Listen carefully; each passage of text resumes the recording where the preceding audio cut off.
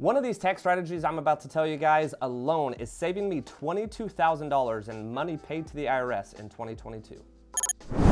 What's up guys, it's McKeown back again with another video this week. This week I wanted to talk about tax strategies, and the reason being is because I'm just about to file and finish up my 2021 taxes. Disclaimer though guys, I am not a licensed CPA. This is not tax advice for you guys. This is just personally what I've been able to utilize in my business as I've built my business up over the last 5 years that has helped me paying less ultimately to the IRS. Now, first things first, I got into real estate in the middle of 2017. I absolutely have no background in taxes. Now, I do have a degree in mathematics, a master's in education that I absolutely don't even use now, but no knowledge or expertise whatsoever, especially when I first started off in real estate when it comes to taxes. However, the good thing is my best friend is a former CPA. He actually owns one of the largest mortgage companies in all of Dallas-Fort Worth, and having him really across the hall from me and working alongside him over the past 5 years, I've learned a lot more than the traditional real estate agent really knows, or I guess really any entrepreneur may know when it comes to tax strategies. So the first tax strategy that I have, and if you followed my channel, I made an entire video on this, was purchasing a car. Now this is probably one of the more renowned tax strategies when it comes to utilizing a purchase of a vehicle for business use. Now Section 179 states that if you use your vehicle for more than 50% of your business, you can actually write off the entire purchase price of that vehicle. Now to give you guys some clarity here, I purchased a brand new BMW X5M Competition. It was way more expensive than I ever anticipated purchasing a car for. Total all in was about $150,000. But that $150,000 I can elect to write off all this year, break it up between next year and this year, or break it up over the next 5 years. But at the end of the day, that's $150,000 that I'm able to write off for my business and not have to pay taxes on it. So really what that turns into is if I'm at the 37 or the highest taxable income bracket for 2022, applying that $150,000 purchase is saving me over $55,000 in taxes. And that personally is my largest tax savings. Now, really what I'm doing is I'm stretching a $55,000 check that I would otherwise have to be paying the IRS really out to the next 5 years. So yes, I'm gonna have a car payment, and a rather large car payment. I believe my car payment's about $2,300, but I'd rather have a car payment of $2,300 a month, keep the additional $53,000 or $52,000 and reinvest that elsewhere and use that money to further my investments or use that money to further my actual real estate company. Now, there are a couple stipulations when it comes to the weight of the vehicle. You need to make sure that the weight of the vehicle is heavy enough that it qualifies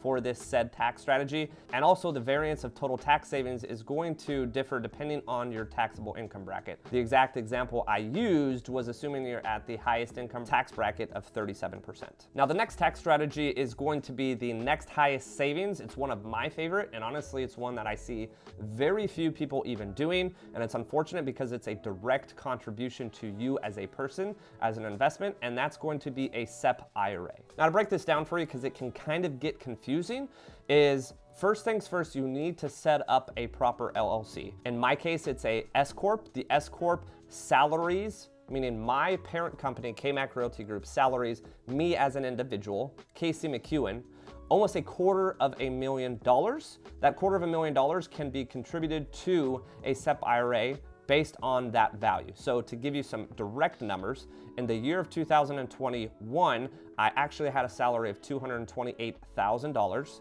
That $228,000 based on the salary that you actually salary yourself. Now, there is a cap, and the cap in this case of 2021 was $228,000. You take a quarter of that, and a quarter of that can be contributed by your parent company to your personal retirement account. So really what that means is KMAC Realty Group, my parent company, and S-Corp LLC, is salarying myself $228,000. Now, McKeown gets $228,000 a year. Granted, a lot of that is actually withheld for taxes, but McKeown pulls in about $228,000, and because I am salaried $228,000, KMAC Realty Group actually contributes a total of $57,000 to my personal SEP IRA. Now you do the math. If I'm able to actually contribute $57,000, and caveat here, every single year it actually goes up, but if I'm able to contribute that every single year, that's my actual annual salary from my previous job that is going straight into an investment account. Fast forward 30 years when I'm in my 60s, I mean, that is going to rise substantially over the next couple decades.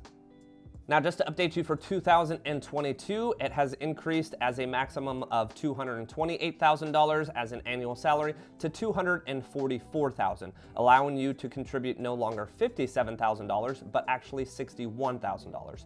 So I'm gonna be salarying myself, or I guess my parent company is gonna be salarying myself for the year of 2022, $244,000 with the intent to contribute to my SEP IRA of $61,000 for this year. Now, I will also tell you something that I personally haven't done yet, but it is a very good idea if you're an individual that owns a business and has family members, such as a wife or husband, or potentially kids that are old enough to be hired. You can actually apply that same concept, meaning me personally being salaried a set amount and a quarter of it being funded to a SEP IRA.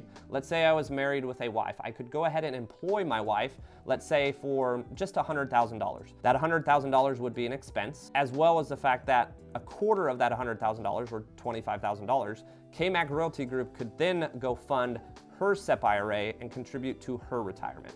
So again, guys, SEP IRA, personally something I don't see a ton of people doing, but it is a huge opportunity. Now, these two have got to be the biggest tax strategies that I apply in my business that save me the most money from having to pay the IRS. The next tax strategies that I apply in my business aren't going to be as substantial as the first two that I mentioned, but they're still, at the end of the day, going to serve the purpose of me, again, not avoiding paying the IRS taxes, because trust me, I pay them way more than I would like. But at the end of the day, they absolutely help me pay far less than if I didn't take advantage of these opportunities. Now, the next tax strategy that I have is a major write-off. Now, as an entrepreneur and a business owner, I write off a lot, but this has got to be one of the largest write-offs that I'm going to have, and that's going to be my new commercial building. Now, over the last couple years, I have been actually renting this space that we are filming this content in, but fast forward in a couple months, I'm actually going to have an entire filming studio, so stay tuned for that. But I'm paying about $1,500 a month.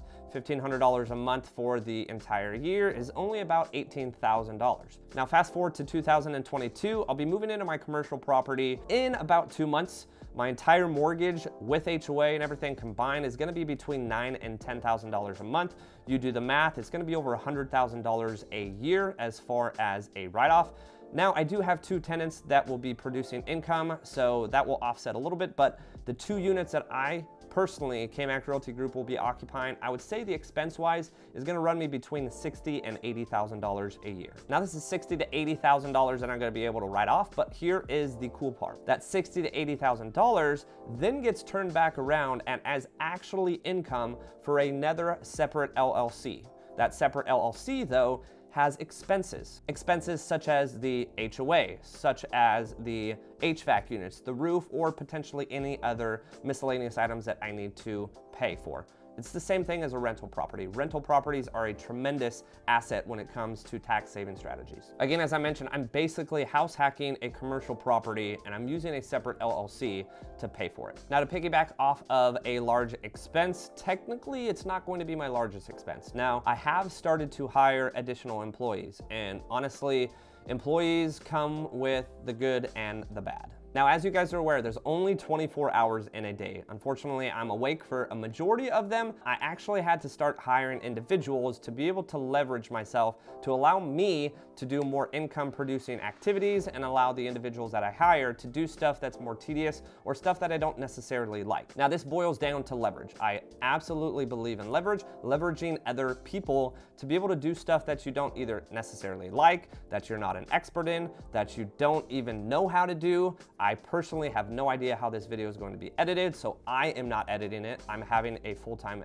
editor edit this video. So again, all of the content that I'm putting out for you guys, it's because I've hired a videographer sitting behind the camera, as well as an editor to edit all of these videos for you guys. I've also hired a business manager for my team, a transaction coordinator for my team, and I brought on other agents onto my team because the amount of leads that I am getting for my real estate company is overflowing to the point where I need to have other agents take care of some of my personal clients. Now, the beauty of leverage with those 4 employees that I do have, it's a complete write-off. Now, I'm spending about $160,000 to $170,000 a year on salaries. I'm paying payroll tax on each one of those, but as far as income, that's $160,000 to $180,000 or $170,000 that I'm not paying taxes on because I am using them as an expense to hopefully then turn around and make more income.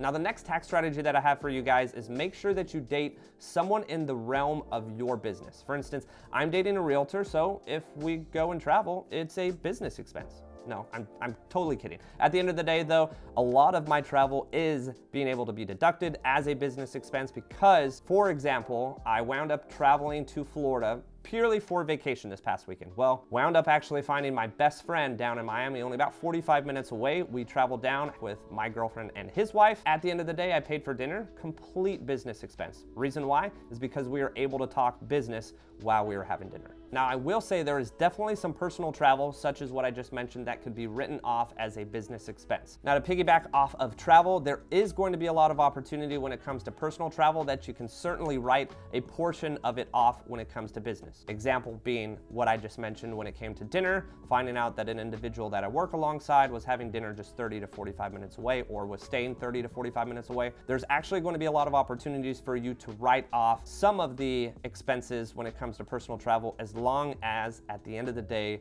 it's business related. So with all that being said, a lot of what I just mentioned is saving me a bunch when it comes to taxes. Now, at the end of the day though, I know so many people that write off literally everything and don't pay the IRS a dime. Now, the downside to this, I can tell you right now, is instrumental when it comes to being able to purchase rental properties. Now, let me explain exactly why. And I'm gonna go ahead and use my personal business as an example. So I actually talked about it in my video prior to this, but in the year of 2021, I spent close to $680,000 when it came to my real estate team. That includes all of the expenses, all of the attributions to my SEP IRA, all of the salaries to myself, business expenses, marketing expenses, so on and so forth. Total, I wound up making about $750,000. So the company of KMAC Realty Group was really only profitable this past year in 2021, of $70,000 to $80,000. But at the end of the day, I didn't write everything off. And now, also because I salaried Casey McKeown, me independently, when I go to qualify for houses, I'm not just looking at my $75,000 of profitability when it came to KMAC Realty Group. And caveat here too, 2022 is going to absolutely blow that away, but on the downside, I'm going to pay way too much in taxes. But the good side is I salaried myself. Again, that salary to Casey McKeown is an expense for KMAC Realty Group. But when it comes to underwriting and when it comes to being able to be approved for a loan, they're gonna see that Casey McKeown is making $228,000, or in the calendar year of 2022, I'm gonna be increasing it to $244,000. Thank you, computer. But $244,000 plus the $75,000, thank you again, is the total that I'm actually going to be profitable, or how much an underwriter will actually see that I make. Now, if you're a regular W-2 employee, your W-2 salary is all that you can contribute to when it comes to qualifying for a house. So if I made $50,000 as a high school teacher, like I did back in 2016 and 2017,